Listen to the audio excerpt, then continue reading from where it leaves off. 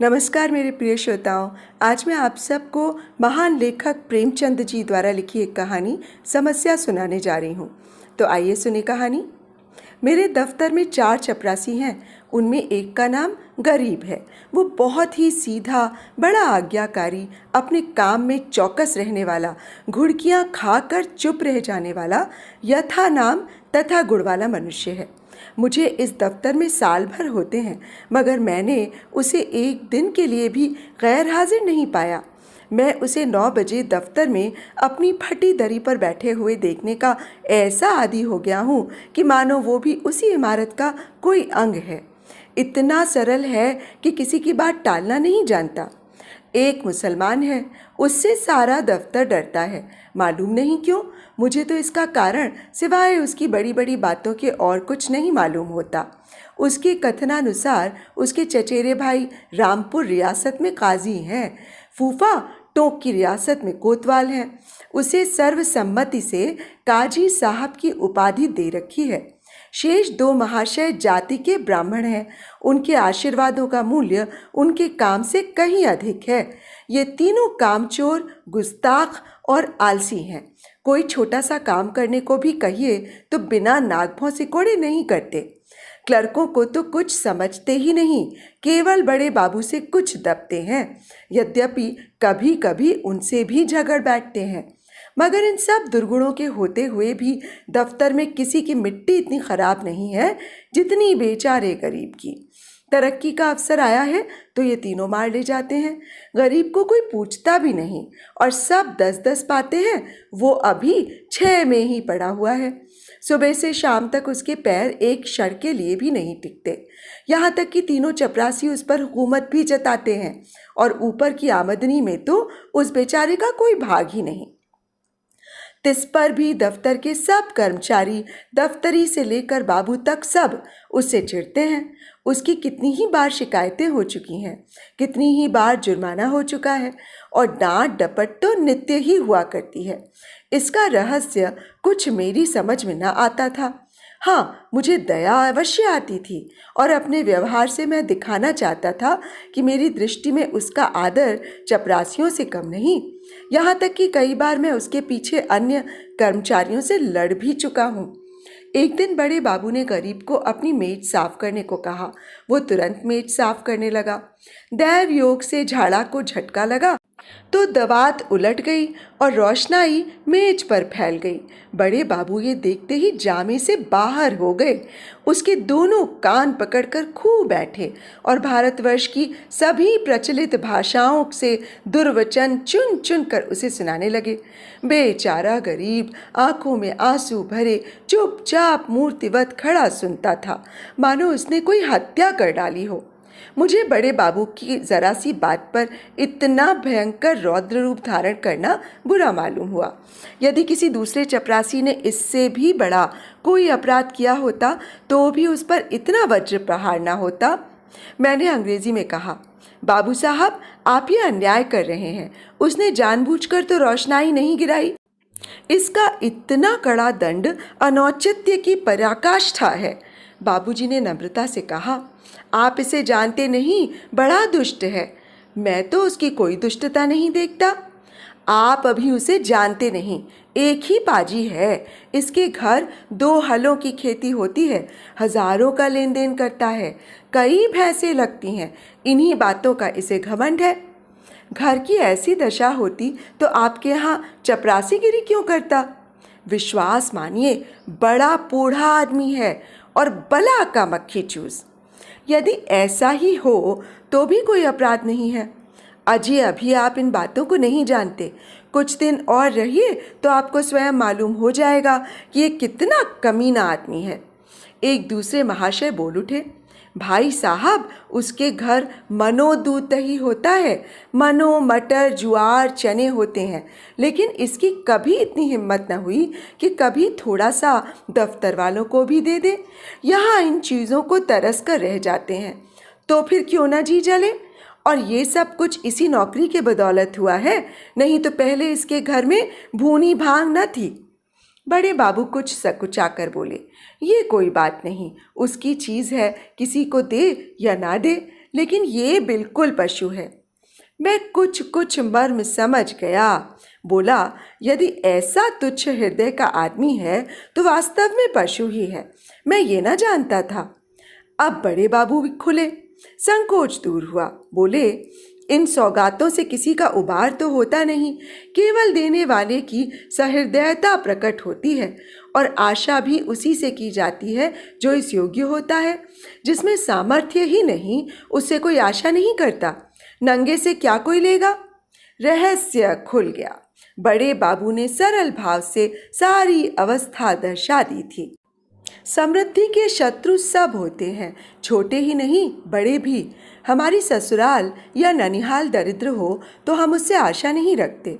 कदाचित वो हमें विस्मृत हो जाती है, किंतु वे सामर्थ्यवान होकर हमें न पूछें, हमारे यहाँ तीज और चौथ न भेजें तो हमारे कलेजे पर सांप लौटने लगता है। हम अपने निर्धन मित्र के पास जाएं तो उसके एक बीड़े पान से ही संतुष्ट हो जाते हैं। पर ऐसा कौन मनुष्य है जो अपने किसी धनी मित्र के घर से बिना जलपान के लौटकर उसे मन में कोसने न लगे और सदा के लिए उसका तिरस्कार न करने लगे? सुदामा कृष्ण के घर से यदि निराश लौटते तो कदाचित वो उनके शिशुपाल और जरासंध से भी बड़े शत्रु होते। ये मानव स्वभाव है। कई दिन पीछे मैंने गरीब से पूछा, क्यों जी, तुम्हारे घर पर कुछ खेती बाड़ी होती है? गरीब ने दीन भाव से कहा, हाँ सरकार, होती है। आपके 2 गुलाम हैं, वही करते हैं। गाय भैंसें भी लगती हैं? हाँ हुजूर, 2 भैंसें लगती हैं, मुदा गायें अभी गाभिन नहीं हैं। हुजूर लोगों के ही दया धर्म से पेट की रोटियां चल जाती हैं। दफ्तर के बाबू लोगों की भी कभी कुछ खातिर करते हो? गरीब ने अत्यंत दीनता से कहा, हुजूर, मैं सरकार लोगों की क्या खातिर कर सकता हूँ? खेती में जौ, चना, मक्का, ज्वार के सिवा और क्या होता है? आप लोग राजा हैं, ये मोटी झोटी चीज़ें किस मुँह से आपको भेंट करूँ? जी डरता है कहीं कोई डांट ना बैठे कि इस टके के आदमी की इतनी मजाल। इसी के मारे बाबूजी हियाव नहीं पड़ता, नहीं तो दूध दही की कौन बिसात थी। मुँह लायक बीड़ा भी तो होना चाहिए। भला एक दिन कुछ ला के तो देखो, लोग क्या कहते हैं। शहर में ये चीज़ें कहाँ मयस्सर होती हैं। इन लोगों का भी जी कभी कभी मोटी झोटी चीज़ों पर चला करता है। जी सरकार, कोई कुछ कहे तो, कहीं कोई साहब से शिकायत कर दे तो मैं कहीं का ना रहूं। इसका मेरा जिम्मा है, तुम्हें कोई कुछ न कहेगा, कोई कुछ न कहेगा, मैं समझा दूंगा। तो हुजूर, आजकल तो मटर की फसल है, चने के साग भी हो गए हैं और कोलू भी खड़ा हो गया है। इसके सिवाय तो और कुछ नहीं है। तो बस यही चीज़ें ले आओ। कुछ उल्टी सीधी पड़े तो हुजूर ही संभालेंगे। हाँ जी, कह तो दिया, मैं देख लूँगा। दूसरे दिन गरीब आया तो उसके साथ 3 हुष्ट पुष्ट युवक भी थे। 2 के सिरों पर टोकरियां थीं, उसमें मटर की फलियां भरी हुई थीं। एक के सिर पर मटका था, उसमें ऊख का रस था। तीनों ऊख का एक एक गट्ठर कोख में दबाए हुए थे। गरीब आकर चुपके से बरामदे के सामने पेड़ के नीचे खड़ा हो गया। दफ्तर में आने का उसे साहस नहीं होता था, मानो कोई अपराधी वृक्ष के नीचे खड़ा था कि इतने में दफ्तर के चपरासियों और अन्य कर्मचारियों ने उसे घेर लिया। कोई ऊख लेकर चूसने लगा, कई आदमी टोकरी पर टूट पड़े, लूट मच गई। इतने में बड़े बाबू दफ्तर में आ पहुंचे। ये कौतुक देखा तो उच्च स्वर से बोले, ये क्या भीड़ लगा रखी है, अपना अपना काम देखो। मैंने जाकर उनके कान में कहा, गरीब अपने घर से ये सौगात लाया है, कुछ आप भी ले लीजिए, कुछ इन लोगों को बांट दीजिए। बड़े बाबू ने कृत्रिम क्रोध धारण करके कहा, क्यों गरीब, तुम ये चीज़ें यहाँ क्यों लाए? अभी ले जाओ, नहीं तो मैं साहब से रपट कर दूंगा। कोई हम लोगों को मालूका समझ रखा है। गरीब का रंग उड़ गया, थर थर कांपने लगा, मुंह से एक शब्द भी ना निकला। मेरी ओर अपराधी नेत्रों से ताकने लगा। मैंने उसकी ओर से क्षमा प्रार्थना की। बहुत कहने सुनने पर बाबू साहब राजी हुए। सब चीज़ों में से आधी आधी अपने घर भिजवाई, आधी में अन्य लोगों के हिस्से लगाए गए। इस प्रकार ये अभिनय समाप्त हुआ। अब दफ्तर में गरीब का नाम होने लगा।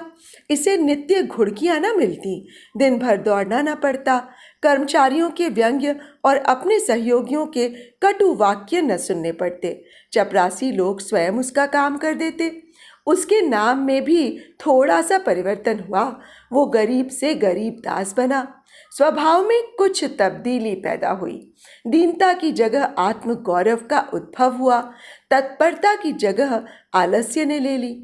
वो अब कभी देर करके दफ्तर आता, कभी कभी बीमारी का बहाना करके घर बैठा रहता। उसके सभी अपराध अब क्षम्य थे। उसे अपनी प्रतिष्ठा का गुर्जो हाथ लग गया था। अब वो 10वें 5वें दिन दूध दही लाकर बड़े बाबू की भेंट किया करता। देवता को संतुष्ट करना सीख गया। सरलता के बदले अब उसमें काइयापन आ गया। एक रोज बड़े बाबू ने उसे सरकारी फार्मों का पार्सल छुड़ाने के लिए स्टेशन भेजा। कई बड़े बड़े पुलिंदे थे। ठेले पर आए। गरीब ने ठेले वालों से 111 मजदूरी तय की थी। अब जब कागज दफ्तर में गए तो उसने बड़े बाबू से 111 पैसे ठेले वालों को देने के लिए वसूल किए। लेकिन दफ्तर से कुछ दूर जाकर उसकी नीयत बदली। अपनी दस्तूरी मांगने लगा। ठेले वाले राजी ना हुए। इस पर गरीब ने बिगड़कर सब पैसे जेब में रख लिए और धमकाकर बोला, अब एक फूटी कौड़ी भी ना दूंगा। जाओ जहां चाहे फरियाद करो, देखें क्या बना लेते हो। ठेले वाले ने जब देखा कि भेंट से जमा ही गायब हुई जाती है तो रो धोकर 4 आने पैसे देने पर राजी हुए। गरीब ने अठन्नी उसके हवाले की। 111 पैसे की रसीद लिखाकर उसके अंगूठे के निशान लगवाए और रसीद दफ्तर में दाखिल हो गई। ये कुतूहल देखकर मैं दंग रह गया। ये वही गरीब है जो कई महीने पहले सरलता और दीनता की मूर्ति था, जिसे कभी चपरासियों से भी अपने हिस्से की रकम मांगने का साहस न होता था, जो दूसरों को खिलाना भी न जानता था, खाने का तो जिक्र ही क्या। वो स्वभावांतर देखकर अत्यंत खेद हुआ। इसका उत्तरदायित्व किसके सिर था? मेरे सिर, जिसने उसे चक्खड़पन और धूर्तता का पहला पाठ पढ़ाया था। मेरे चित्त में प्रश्न उठा, इस काइयापन से जो दूसरों का गला दबाता है, वो भोलापन क्या बुरा था जो दूसरों का अन्याय सह लेता था? वो अशुभ मुहूर्त था जब मैंने उसे प्रतिष्ठा प्राप्ति का मार्ग दिखाया, क्योंकि वास्तव में वो उसके पतन का भयंकर मार्ग था। मैंने बाह्य प्रतिष्ठा पर उसकी आत्म प्रतिष्ठा का बलिदान कर दिया। तो अभी आप सुन रहे थे प्रेमचंद जी द्वारा लिखी ये कहानी समस्या। तो आप सबको ये कहानी और मेरा वाचन कैसा लगा, यदि हो सके तो मुझे कमेंट बॉक्स में अवश्य बताइएगा। और यदि आपको मेरा वाचन अच्छा लगता हो दोस्तों, तो कृपया मेरे इस चैनल आइए सुने कहानी को सब्सक्राइब कर लीजिएगा और मेरी कहानियों को लाइक और शेयर, और हाँ, बेल आइकन भी अवश्य दबा लीजिएगा, जिससे कि मेरी आगे आने वाली कहानियों की नोटिफिकेशंस आपको मिलती रहे। तो अब मुझे इजाज़त दीजिए। नमस्कार।